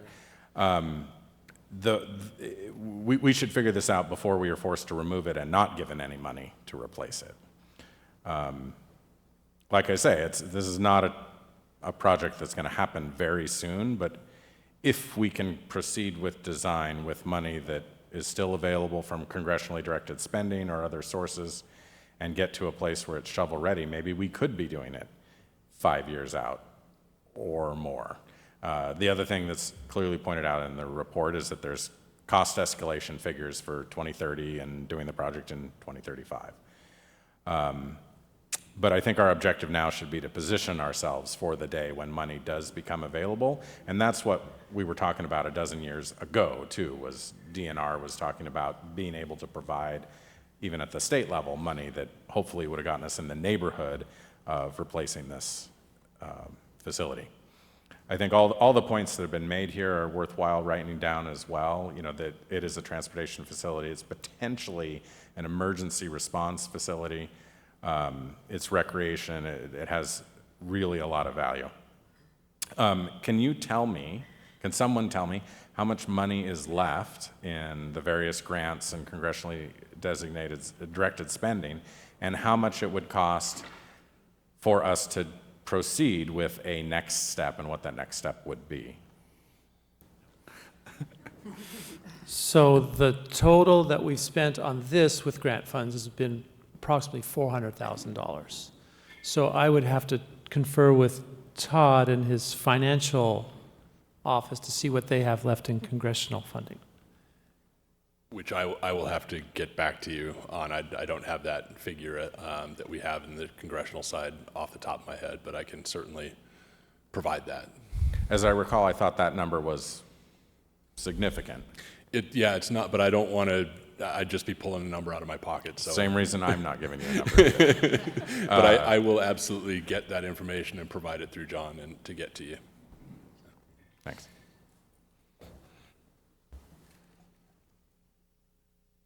Mayor Muller. Ms. Clue McGrath. So thank you for the presentation. It was quite interesting and exciting. That's a really unique feature of our community. So trying to be proactive and figuring out how and if it's possible to rebuild it so that it can be for the next generation is pretty exciting. Yeah, my question kind of follows up with Mr. Walters is, what is that next step? What percentage of design do we get to, and how much does that cost? My other question is, we kind of hear vague things about you get credits if you remove pilings, right? Is there any opportunity if we've got over 1,000 pilings that we somehow get credit for other projects that are being built over the water? Do you have any insight to that? Off the top of your head, is that just like totally not realistic, or what? John asked me that question on Friday. So I think at this early phase, don't count on kind of getting credits for other projects. You get a lot less credit for removing one pile than you have to pay for putting in a pile.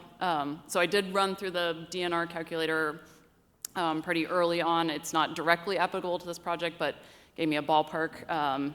And we were coming in probably about even, but it does depend on how much eelgrass, what other sort of natural resources that we're affecting. And so I was putting in just ballpark numbers and guessing. So I think there is a possibility that you do end up with sort of a credit at the end, but at this early stage, I wouldn't count on it, I guess. So it's more just kind of saving ourselves money by being able to credit the fact that we're pulling these out to put in the 132 new ones. Yes. Versus getting to sell them to some other, or Correct. someone's gonna give us money for them. When you don't have enough, you pay mitigation credits or you pay for big mitigation things. I don't see that sort of a self-mitigating project in that the portions of environmental restoration kind of built into the project will take care of everything needed. Great, thank you. I appreciate the comment about the bicycles and if it's frozen, kind of the surface, and then I have a dog, so watching out for their paws obviously is kind of another thing. When we talk about kind of creating this long pathway, is it feasible to have sitting areas or benches? I know we kind of have a few benches there currently. I know that's probably way far out to think about, but yeah, so we did look at signs. We anticipated roughly matching what's out there now, so 3 locations on the new bridge would have some sort of bump out, a wider area so that the bench is clear of kind of the main way, and then there'd be educational signage at those locations. We didn't get into detailed design of what those would look like, so if there was desire from stakeholders or sort of a firm requirement that more are desired, they certainly could be added. Well, it's an exciting project, and thank you, Samish, for partnering with us on this, and hopefully we can continue with the next steps, because it's important.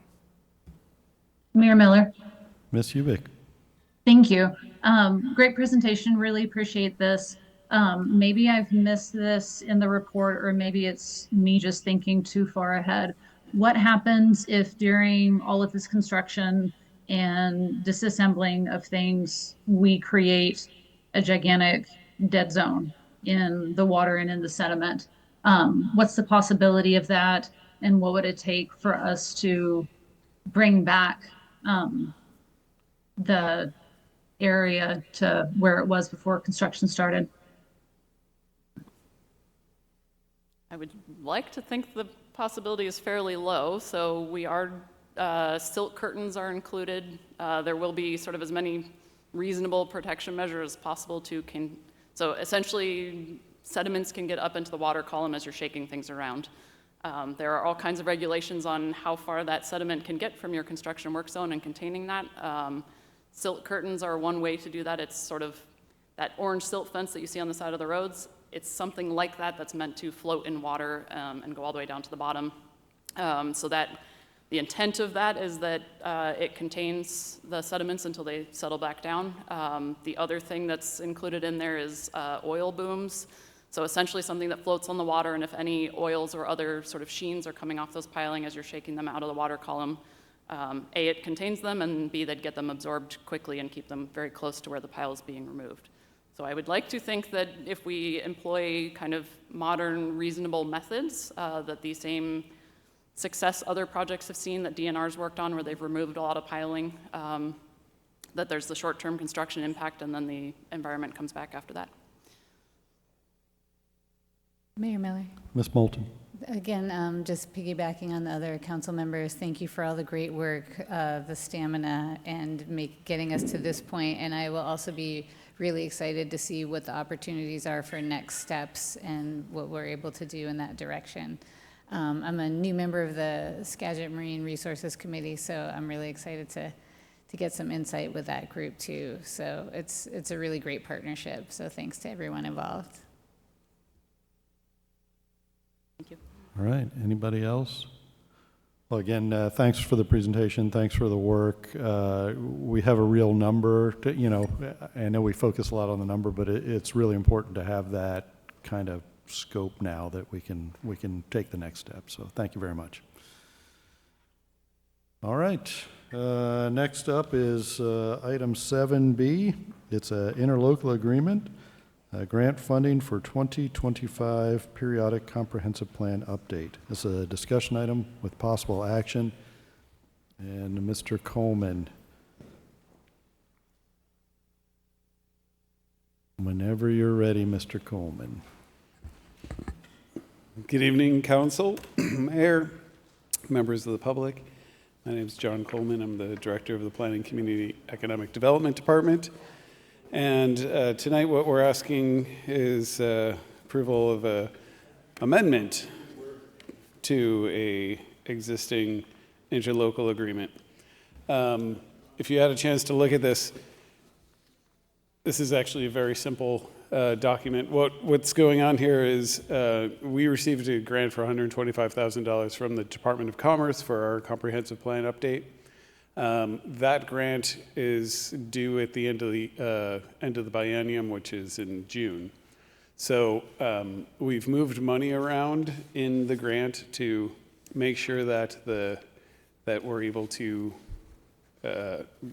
We've changed the numbers to be for things that we've already paid for and can get reimbursed for, or things that we know that we can get done before this time period ended. So and we've taken out the things that we'll be working on later during the after June, so we wouldn't be able to recoup those costs. So it's just moving money around within the grant to make sure that we're able to recoup it. And that is all there is to this one. All right, questions for Mr. Coleman?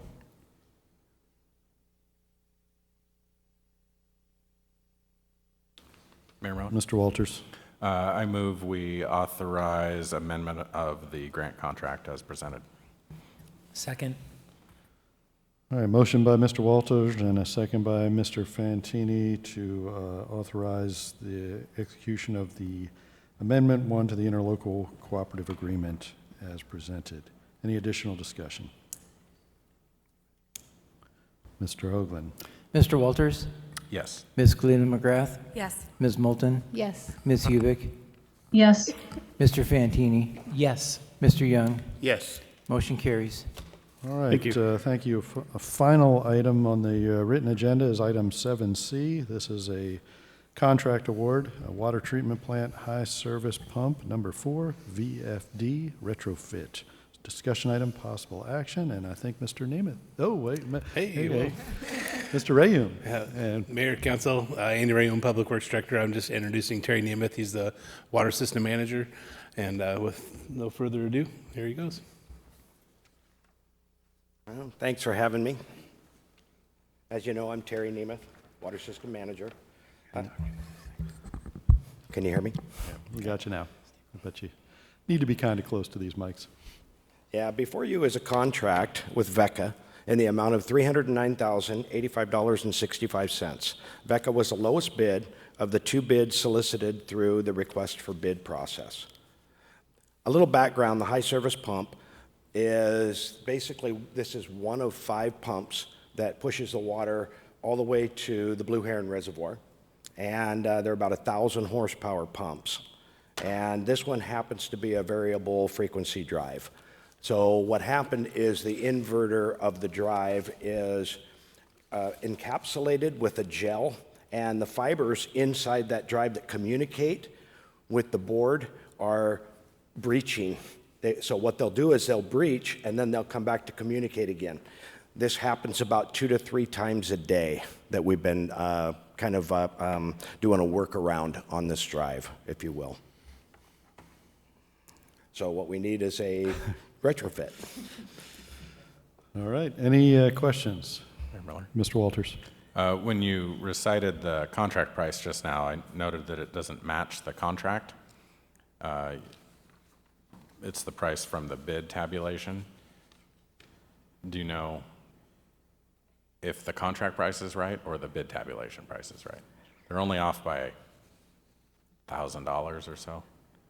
On the contract is 309. Contract is That's the lowest 308. bid. I'm sorry? The contract is for $308,515, and the bid tabulation is $309,000.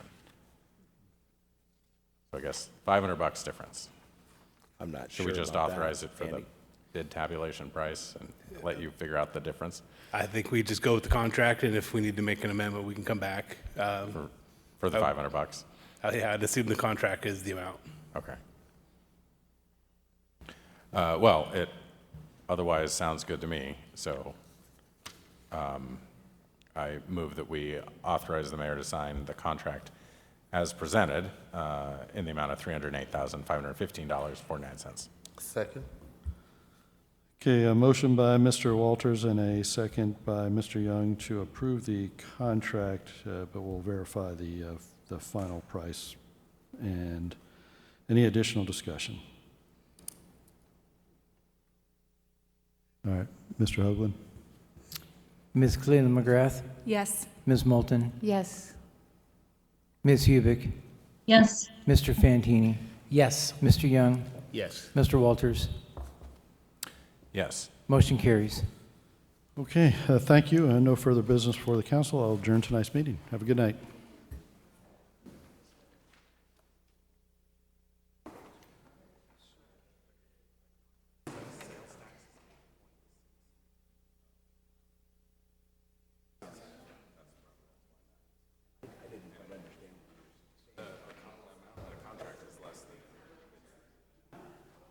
So you recited 800 or 309. $500 difference. It's a very specific price. And you know, the funny thing about it is I just got this number just before I came up here. I was looking on my phone because I didn't know exactly what it was.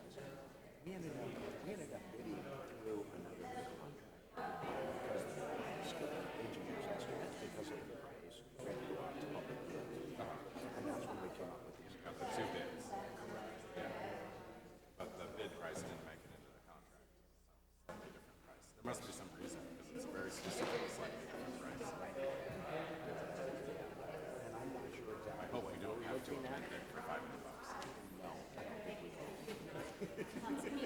Thank you very much. I would be interested in knowing what happened. Yeah.